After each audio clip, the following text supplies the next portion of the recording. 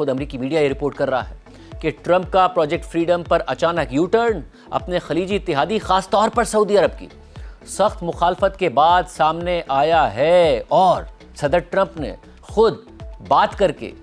سعودی crown prince شہزادہ محمد بن سلمان کو منانے کی کوشش کی مگر نہیں منا سکے۔ اس سے پہلے وزیر اعظم شہباز شریف نے بھی ٹرمپ کا شکریہ ادا کرتے ہوئے کہا تھا کہ اس حوالے سے دیگر ممالک خاص طور پر سعودی عرب نے اہم کردار ادا کیا ہے۔ اب اس حوالے سے امریکی نشریاتی ادارے NBC نیوز نے لکھا ہے کہ 2 امریکی آفیشلز کے مطابق صدر ٹرمپ اس لیے اسٹریٹ آف ہرمز میں پروجیکٹ فریڈم سے اچانک پیچھے ہٹے کیونکہ امریکہ کے ایک اہم خلیجی اتحادی نے اس آپریشن کے لیے امریکی فوج کو اپنے اڈوں اور فضائی حدود کے استعمال سے ہی روک دیا تھا۔ امریکی حکام کے مطابق ٹرمپ نے اتوار کی دوپہر سوشل میڈیا پر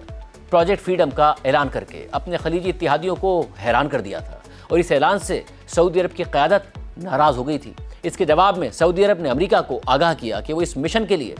سعودی عرب میں پرنس سلطان ایئر بیس سے امریکی فوجی طیاروں کی پرواز یا سعودی فضائی حدود کے استعمال کی اجازت نہیں دے گا۔ 2 امریکی آفیشلز کا مزید کہنا ہے کہ اس حوالے سے صدر ٹرمپ اور سعودی ولی عہد شہزادہ محمد بن سلمان کے درمیان ہونے والی فون کال بھی مسئلہ حل نہ کر سکی، یعنی صدر ٹرمپ نے شہزادہ محمد بن سلمان کو منانے کی کوشش کی مگر وہ انہیں نہیں منا سکے، جس کے بعد صدر ٹرمپ کو عارضی طور پر پروجیکٹ فریڈم ہی روکنا پڑ گیا تاکہ اس اہم فضائی حدود تک امریکی فوج کی رسائی بحال کی جا سکے۔ سعودی عرب کے علاوہ امریکہ کے دیگر قریبی خلیجی اتحادی بھی اس صورتحال پر حیران رہ گئے تھے، اور صدر ٹرمپ نے قطر کی قیادت سے اس منصوبے کے آغاز کے بعد رابطہ کیا۔ مشرق وسطیٰ کے ایک سفارتکار کا اس حوالے سے کہنا ہے کہ امریکہ نے پروجیکٹ فریڈم کے حوالے سے عمانی حکام سے اس وقت تک رابطہ نہیں کیا کہ جب تک ٹرمپ نے اس کا اعلان نہیں کر دیا۔ ایک امریکی اہلکار کے مطابق امریکی فوج نے اسٹریٹ آف ہرمز سے مزید کئی بحری جہازوں کو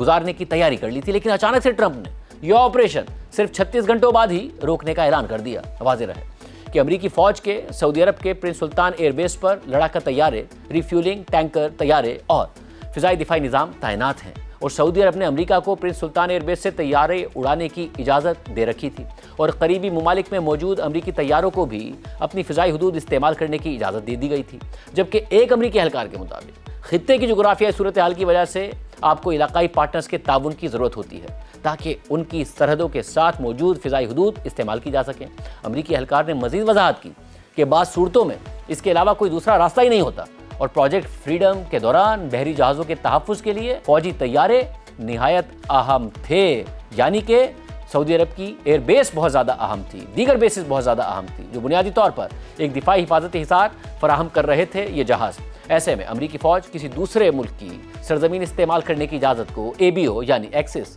بیسنگ اینڈ اوور فلائٹ کہتی ہے، اور اس کے تحت لڑاکا طیاروں، ریفیولنگ طیاروں اور دیگر سپورٹ طیاروں کو اہم علاقائی اتحادیوں سے پرواز کی اجازت درکار ہوتی ہے۔ NBC نیوز کی رپورٹ میں مزید لکھا ہے کہ سعودی عرب اور اردن طیاروں کو خطے میں اڈہ فراہم کرنے کے لیے نہایت اہم ہے، کویت اوور فلائٹ کے لیے بہت اہم ہے، جبکہ عمان اوور فلائٹ اور نیول لاجسٹکس دونوں کے لیے اہم کردار ادا کرتا ہے، یعنی عرب ممالک خاص طور پر سعودی عرب کا تعاون اس پروجیکٹ کے لیے بہت ضروری تھا، مگر خبر کے مطابق سعودی عرب نے انکار کر دیا، اور پھر صدر ٹرمپ نے پروجیکٹ فریڈم کو ہی روک دیا۔ یعنی صدر ٹرمپ نے ایک اور پروجیکٹ شروع کیا جس میں اپنے عرب اتحادیوں کو اعتماد میں نہیں لیا، اور پھر عرب اتحادی ناراض ہو گئے اور وہ پروجیکٹ ہی روکنا پڑ گیا، اور اس ساری صورتحال میں کل رات کو تہران میں